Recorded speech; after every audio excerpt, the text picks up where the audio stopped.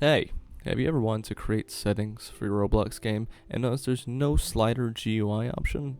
If your answer to that question is yes, then you're at the right place. If you answered no, then you might not have created settings before for your Roblox game, or you're a prodigy with scrolling frames or something. Anyway, my goal with this video is to 1.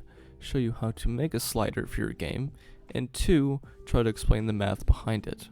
So to start, we're going to go into our game here, and then we are going to create a slider and a handle. Okay, so to start, we're going to go to starter GUI and create a screen. We need a screen because that is where all the GUI elements will end up.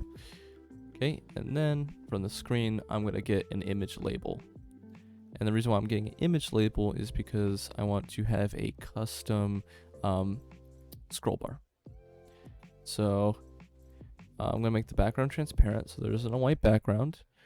I'm going to transfer the size to scale so it works for all devices. And also it'll just be better for the math later.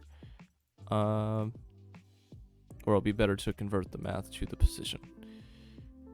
So now that we got that, let's make it a little skinnier, and then I'm going to do tile. That should yield the results that I would like.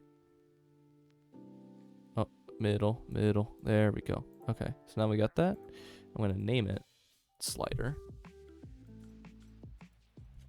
Then, we're going to get the handle. So we're going to go to image label. I'm going to do image label. Once again, you could do like basic frame shapes, but I want to have a cool looking one. So now that we got that, I'm going to convert the size to scale and just do 0.2.4. No, that's not it. There we go. That should work. And then if you hold shift, it will automatically or it'll scale by both the X and Y axis at the same time. So it's pretty handy. Then I'm going to make the anchor point 0.5. And the reason why I want to do this is because when we move the handle, I want to move it by the center here instead of the top left, which is 0, 0. So basically when it was all the way when the handle's all the way on the right, it'd end up like over here instead of like here. If that makes sense. Okay. So I believe that's all we need to do, except, okay, we need to name it handle. Or you can name it whatever you want. You can name it these whatever you want, as long as it reflects in the script. So, local script. Then we're going to name it slider script. Okay. And now we're going to declare some variables. So first, we're going to get the handle, which is the script.Parent right here.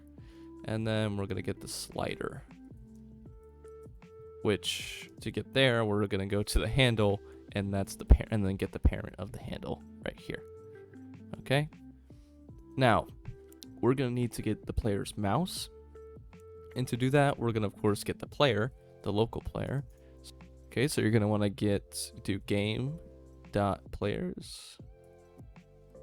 That's not what I wanted. Players.LocalPlayer.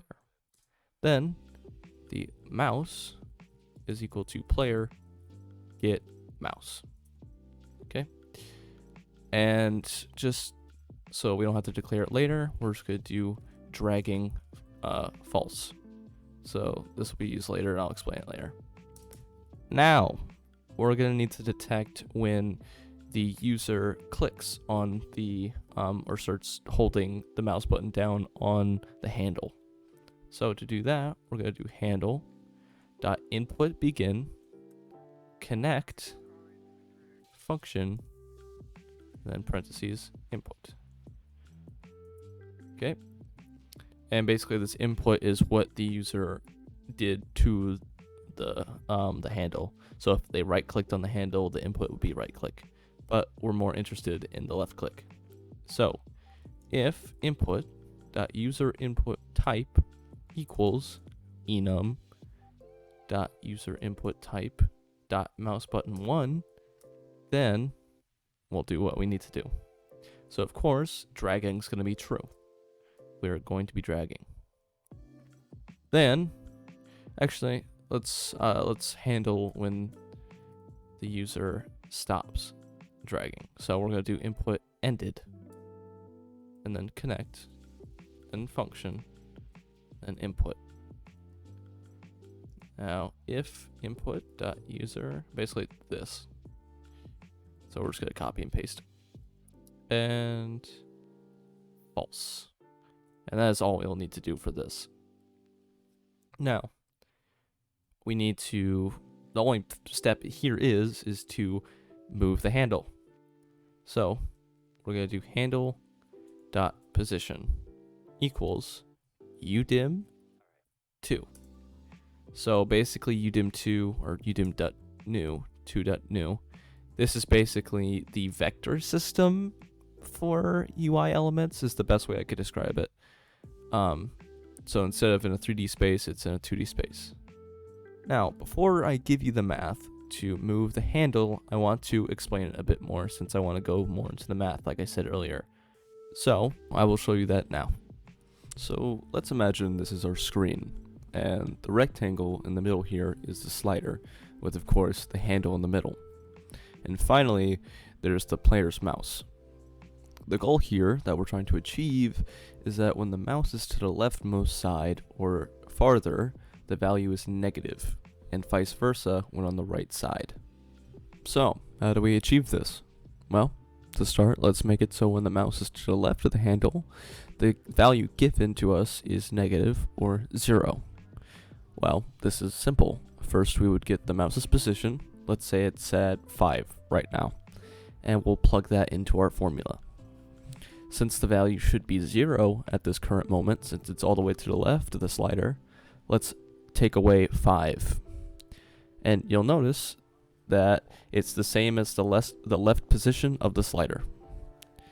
Now, if the mouse is at position 5 or lower, it's either 0 or negative, exactly what we want to happen. But what happens when the mouse is above 5? Well, you'll notice that you'll get values that are above 0, which in theory sounds good. But let's say our mouse position is 15. We'd subtract and end up with 10, which means that our handle would end up far, far away from the rightmost side of the slider. And the reason why this is because the scaling in Roblox is from 0 to 1. So, we'll need to divide this. And to determine what we'll divide by, let's see how we would get 1 from this equation we have already made.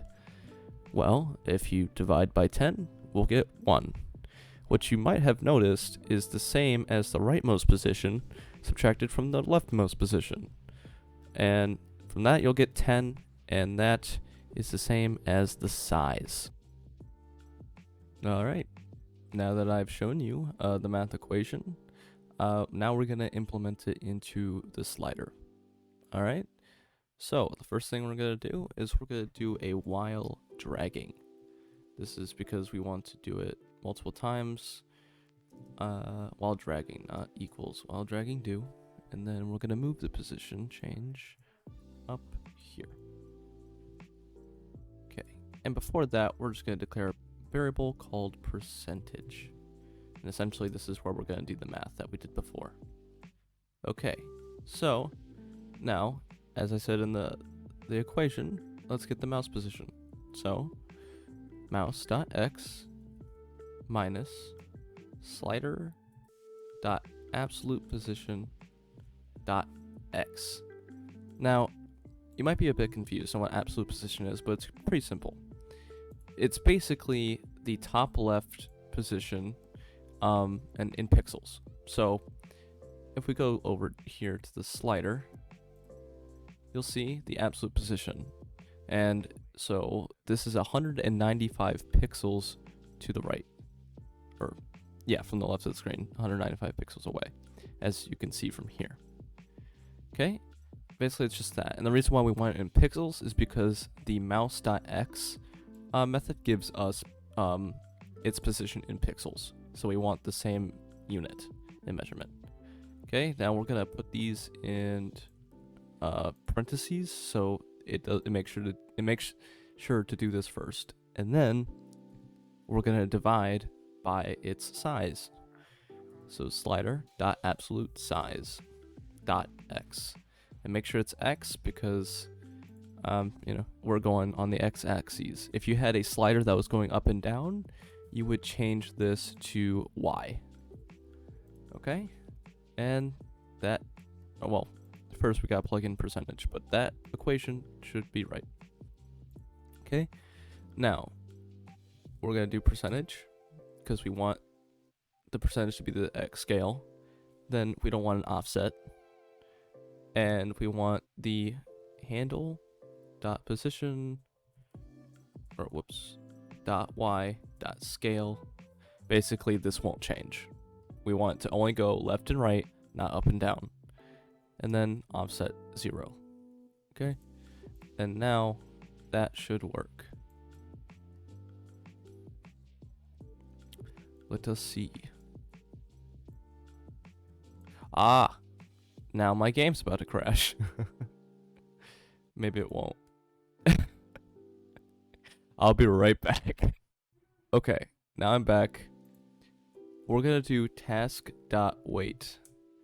I can't seem to follow my own advice. When you're doing a while loop, just make sure to do a task.wait or else you will crash. So, now that that's a thing, this should work.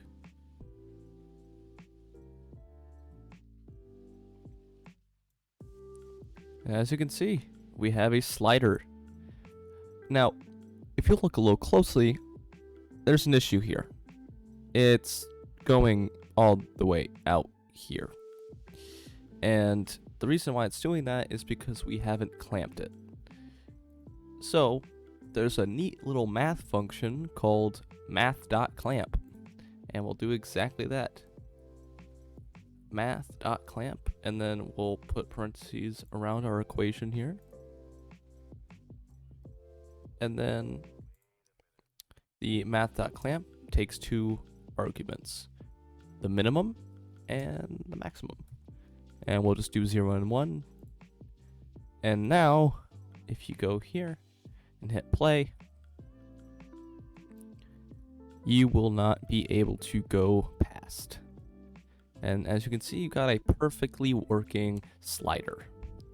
And it's very easy math. I thought it'd be a lot harder, but when I figured it out, it was not that hard. So, it's pretty cool. And of course, if you want it to be like smoother or you want it to take a longer time, then you just adjust the task.wait. But I found 0.01 to be a nice sweet spot. Okay, now that we got that done, I'm just going to show you some cool things you can do with this, or with the slider. Well, let's say you want it from 0 to 1, but you want it to increment by 0.2 or 0.02, let's say. Well, we would want to make a snap function.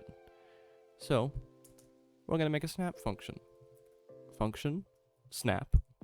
Then we're going to take the value of the slider, and then what value you want to snap by.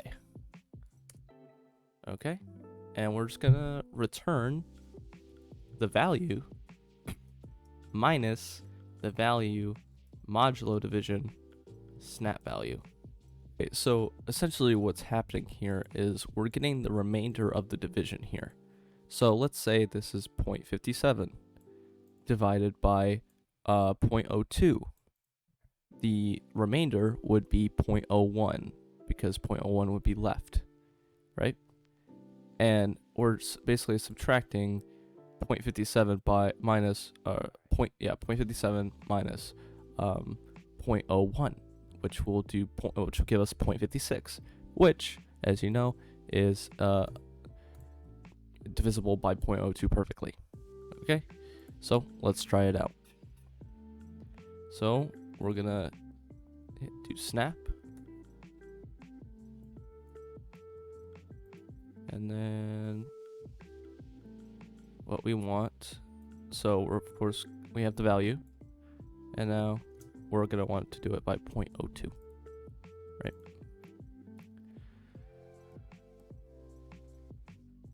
All right, as you can see, it is snapping. It's a little hard to tell with 0.02 because it's such a small number, but I will show you what it looks like in the console. So, percentage, there we go.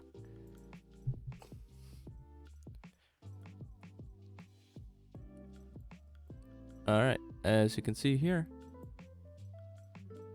there is it's perfect. It's beautiful. Now there are some issues here, as you can see. We could fix those. They don't really matter that much.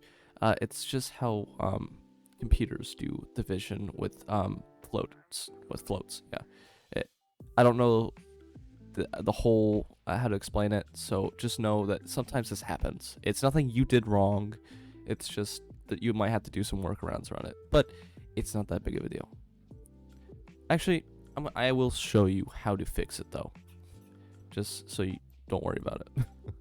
Okay, so we're gonna want to round it, of course, but the way the math.round function works is that it rounds to the whole number, so it will just give us like 1 or 0, which is definitely not what we want.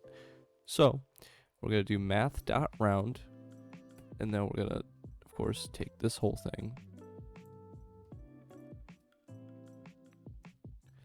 and then we're gonna want to multiply this whole thing by 100. So we're gonna round it when it has, we're gonna multiply everything by 100, and then we're gonna divide it back down. So essentially, if it was 0.57, right? This would put it to 57, right? And then we would get all that math done and then divide it back down, and then it would be back down to 0.57. Like, this would go from 57 to 0.57, if that makes sense.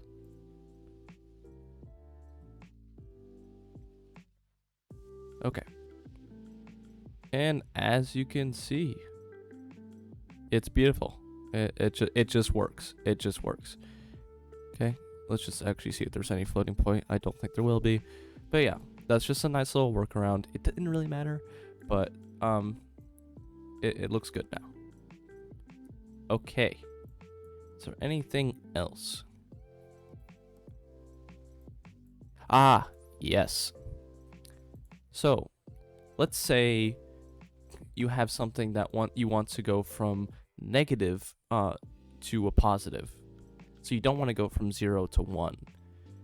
So let's say, for example, we want to go from negative 0.1 to 0.1. Well, there's a math equation to this, and I'm gonna be honest, I don't want to edit more, so I'm just gonna show you the equation, and I'll try to explain it to the best I can. So we're gonna do local value equals, we're just gonna put all this in parentheses, and then negative 0.1 times 1 minus the percentage. All right, and then add that to 0.1 times percentage. Okay, and then we're gonna print the value. I'll explain in a second. I just want to show you that it works first. Okay. So as you can see, it goes from negative 0.1 to 0.1. Okay. So essentially what this is doing is it's so this is saying if it's 0.5, let's say, these two should be 0, right? But if, let's say, it's like 0.4, this is going to be bigger. The negative value is going to be bigger when the value is smaller. And then when it's 0.6, this will be bigger. So they're just they're like having this tug of war, essentially, with the slider. Like, when it's lower, this wins, and when this is bigger, when the percentage is bigger, this wins, right here. that's the best way I can describe it. You can mess around with or basically you can put any value in here. So if you want to do like -0.5 to 1, sure, let's do that. And this should work. So yeah, so it goes to 1 and goes down to -0.5. So it works just fine. Basically, you just plug in what you want here, and it works perfectly. Okay, well, that is all I want to show for this video today. I hope you guys enjoyed it. I tried something new with this video. Oh, I put ends. That's not good. I've tried something new with this video. I hope you enjoyed it.